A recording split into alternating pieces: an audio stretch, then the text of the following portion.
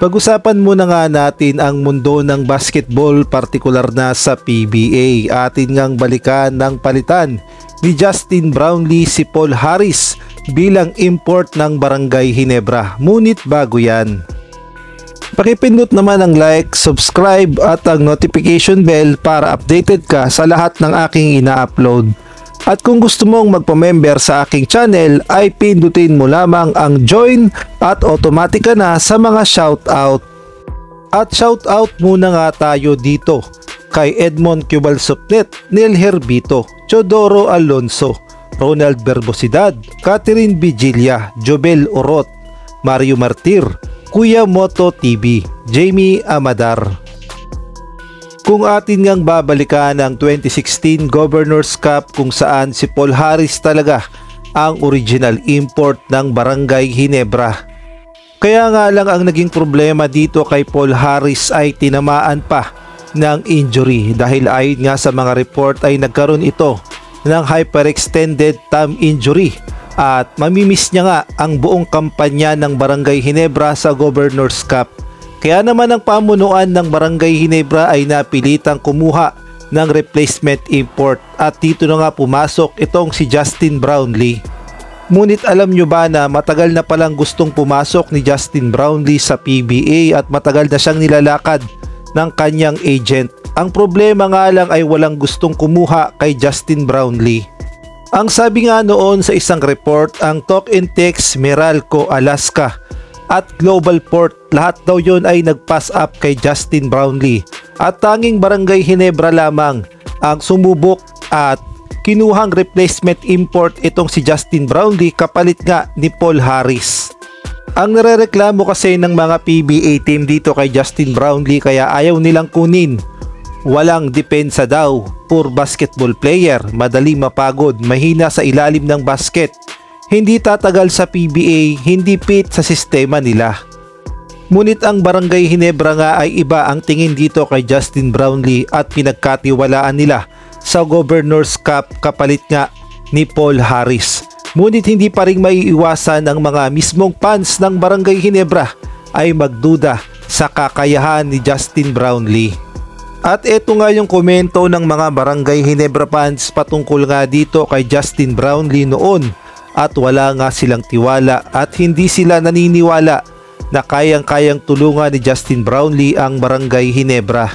At kahit nga mismo ang mga teammate ni Justin Brownlee sa Barangay Ginebra ay aminadong hindi talaga sila tiwala kay Justin Brownlee, partikular na itong si L.A. Tenorio at si Sol Mercado. Kaya naman pakinggan natin ang kanilang mga komento noon kay Justin Brownlee. Funny story is his first practice, we were like, oh God, we're in trouble. Like, we were like, this dude is trash. May duda sana, hindi yata magtatagal itong import na to sa Ginebra. Ikaw, ano yung first impression mo kay Brownlee? Totoo yun. Lahat kami nag-usap-usap. Sabi namin, ako, kailangan na yata natin isang yung bahay natin muna. Imbis na pwede ka na mangutang in advance, pagsaksang ka. May ganong inside joke yun. Inside joke sa team yun. But, kasi,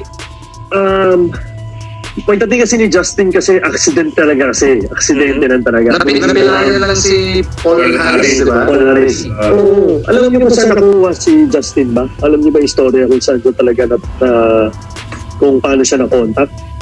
Ano daw, kinuha yung genetics ni Kobe daw, di ba? Jordan ano siya, pang-apat na choice namin siya. Although nakita na siya ni Coach Tim, I think 2 years prior or 1 year prior to, pero pang-apat na choice yata namin siya. Pangatlo, pang-apat. So hindi na available yung pangalawa, pangatlo. Oh, okay. Naglalakad siya sa Vegas, tinawagan siya. From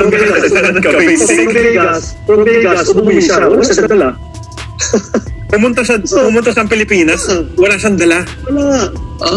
Okay. Istorya noon. Kaya pagdating, wala man lang rubber shoes. Tapos wala sa kondisyon. As in, hindi makatapos ng practice. Kasi wala ka sa kondisyon eh. Hindi mo naman alam na tatawagan ka ng ganun. Diba? Siyempre, as an import, waiting for a call, once you have an opportunity, and the funny thing about that is, I think, if I am not mistaken, nung tatawagan si Justin, tinanong ni Coach Tim si Paul Harris. Magkaibigan pala yung dalawa. Hindi ko alam magka-schoolmate ba or same ang pinaglaruan nila ng high school or college. Okay. Or parang ganon. So sabi niya, he's a great guy, he's a good guy, he's good, everything. So ang pumalit kay Paul Harris, kaibigan ni Justin, ang pumalit kay Paul Harris, kaibigan niya, na nakwentuhan na niya before about Philippines. So nag-uusap na sa talaga before. Kaya hindi mo akalaing perfect si Brownlee sa PBA. Dominante, grabe. Pero tsinaga ni Coach Tim din yun. At saka ang tsaga rin ni Justin. Sobrang tsaga nun. Ang alam niya na grabe yun. Nagka-cramps yung buong katawan. Hanggang dito na yata sa ulo. Nagka-cramps yung pag-uwi dito. Kasi wala sa kondisyon. Tapos ang init. Summer yun eh. Hindi ba makababa na CCF? Sa sobrang pagod, hindi makababa? So, hindi siya makababa kahit may elevator. Sabi kaya naman pala ganun yung kwento ni Sol sa atin, ano? Hindi niya akalain. Grabe. Hindi niya akalain. Ganun yun. Pero tinaw mo naman, grabe. Kailan nag-turn yung opinion mo sa kanya, LA? Kailan mo na-realize na, teka, iba tong important na kuha namin? Siguro mga after 5 games, nakapag-adjust na siya. Nakapaglaro pa yata kami ng out-of-town game na talagang hirap siya. So, nung naka-adjust na siya, tapos nag-extra work siya, as in 24/7, may nakatutok sa kanya, na trainer, tsinaga talaga siya. Si Coach Tim is not a type of import coach na magpapalit ng import unless talagang injured na siya. Very, lumabas yung pagka-relax niya, tapos ang bait. So, wala kang masabi. Actually, yung pagiging walang ka-ere-ere ng tao, napakalaking bagay sa inyo nun. Sa akin New Year yun eh. Dito na New Year sa bahay yan eh. Tuntua siya, nakakita ng fireworks eh. Never fireworks. Parang bata eh. Tawa eh. At lalo pang ang pinatunayan ni Justin Brownlee na karapat-dapat siyang maging import ng Barangay Ginebra nang dalhin niya sa PBA Governors Cup ang Barangay Ginebra sa finals kalaban nga ang Meralco Bolts. Ito nga ang hindi malilimutan ng buong Barangay Ginebra fans nang makapasok sa finals ang Barangay Ginebra at makaharap nga ang Meralco Bolts. At dito na nga napatunayan ni Justin Brownlee ang kanyang galing at dito nga niya pinatunayan na hindi sayang ang tiwala sa kanya ng buong Barangay Ginebra at gayon na rin ang buong Barangay Ginebra fans.